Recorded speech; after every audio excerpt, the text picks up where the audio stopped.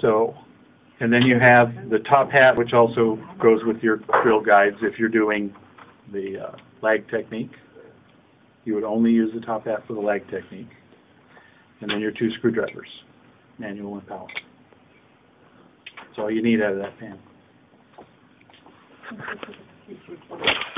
Drill guide 3.2 and drill guide Just for convenience.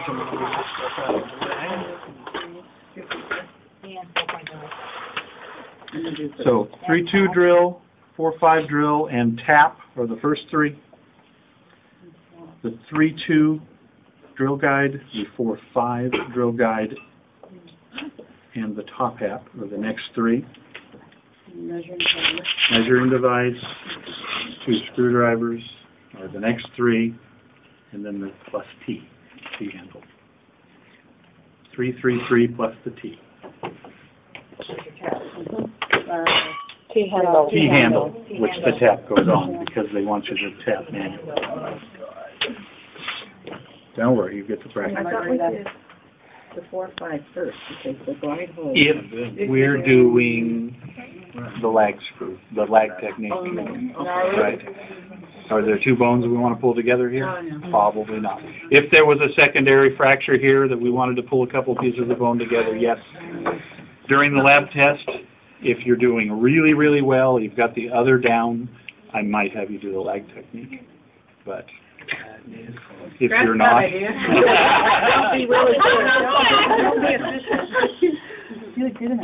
okay. So we're going to start with the 3-2 drill bit and the 3-2 drill guide.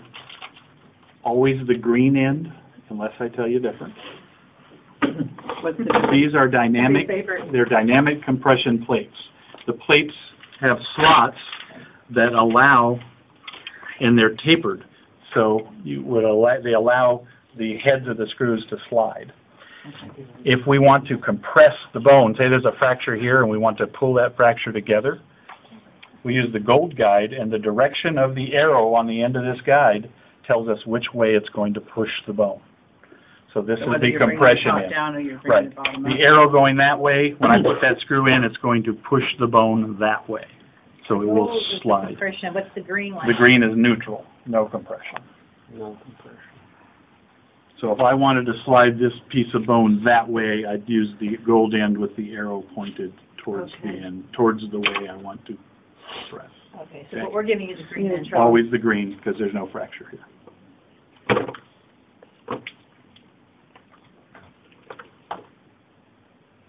So when you pass it to me, it'll be in forward, the safety will be off, and you'll have the drill guide already on. So you just pass it like that. So what are those parts in? In, if you press it forward. Forward, yeah, it says forward, so you push forward, it's in forward. If it says reverse, you push it, it's in reverse. And the safety, up is the safety, down is, there we go. Okay, so up here prevents the trigger from being pulled. So I'm going to take the drill guide, which fits into the plate. You know, it has the little shape that fits in the plate. I understand my notes right. And did we measure to keep from going through? Or are you eyeballing? We have to drill first and measure. So you can feel when you're going through the corpuses of the bone. Okay.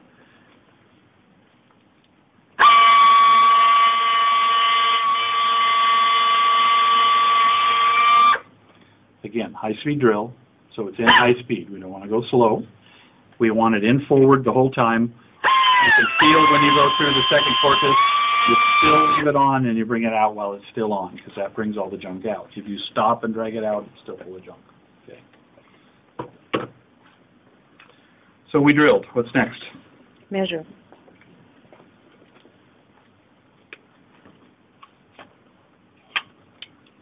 Oops, slipped off.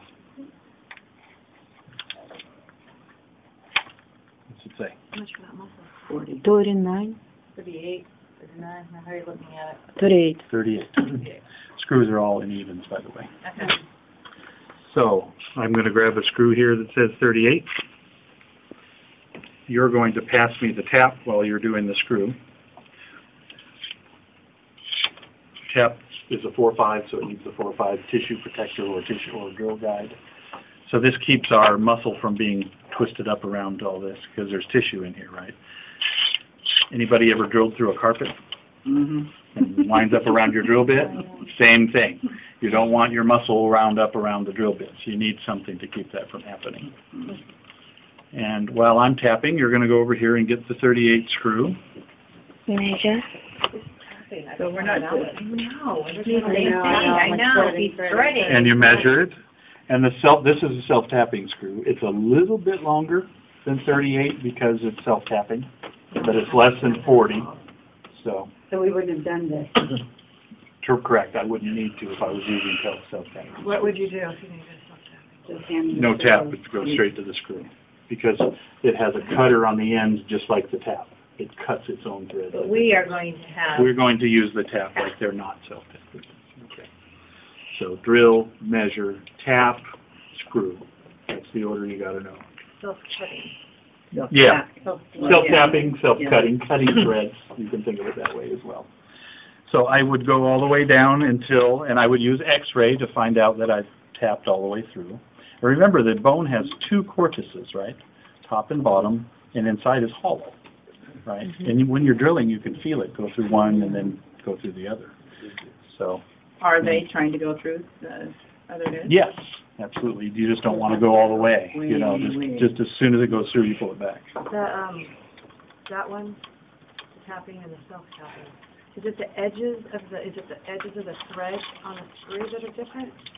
I'm not understanding the difference. The very tip of the screw. One has like a regular screw and one has like a... I'll show you again. See the sharp? They need something to go into to get in. The only 3 self-tapping I have, and I pulled 2 of them out. It has a little cutter there to start cutting the threads as opposed to the non-cutting. Oh, so that's it. It's that little... Yeah, oh, okay. that's it. But and then I said these ones need to be a little bit longer because that part doesn't bite very well on the bottom. Okay. So you want, if it's a self-tapping screw, you want it to come through a little bit. Yeah. So it gets a better bite. Now I get it. And then of course you're going to pass me the screw. Goes in the hole. This is un regular one. That one's self-tapping.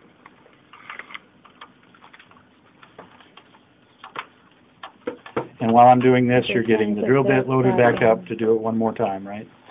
As soon as I get this first screw in place, we can take this off because now the plate's not going anywhere. You put that back on the table where... Well, we just can't pick what procedure we want.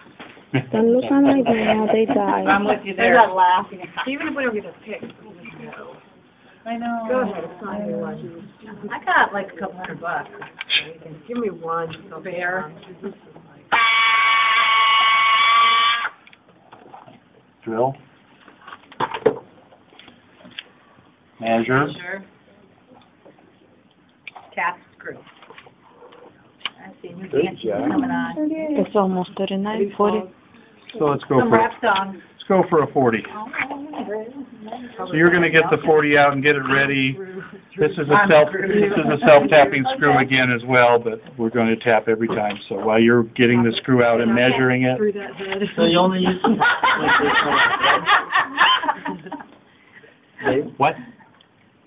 Jeremiah. Probably too obvious. No, go ahead. Play with the Tap. toys. Wait, Can't you use the listen. service. Quiet. Yes. the tap.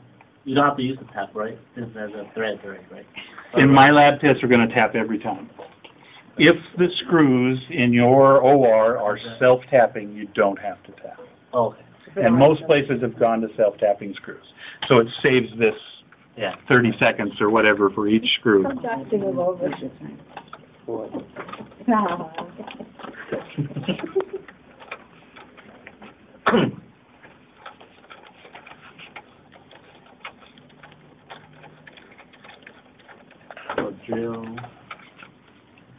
Drill, measure, tap. Do we have a lab on this? I was going to say, Angela, can you Nope, send what? that? I will. This is it. You have a week to practice, though. And those of you that don't go the first day have even more time to practice. Don't go the first day. Oh. It's not very much time. Well, you've already done the other 3, though. No. and that's a self-tapping screw, so it should stick out about that much. That's just about right. Really, that much? Yep. Remember, there's 4 inches of muscle back here. It's really- That's true. Out of the vagina. Obviously, if that was your ankle, you would not stick out like that, so. Okay. Lag technique. If I was gonna do a lag screw, you guys do me step by step if I'm doing a lag screw. All right, lag screw. Drill. Drill with what? Was the smallest one. The The big, no.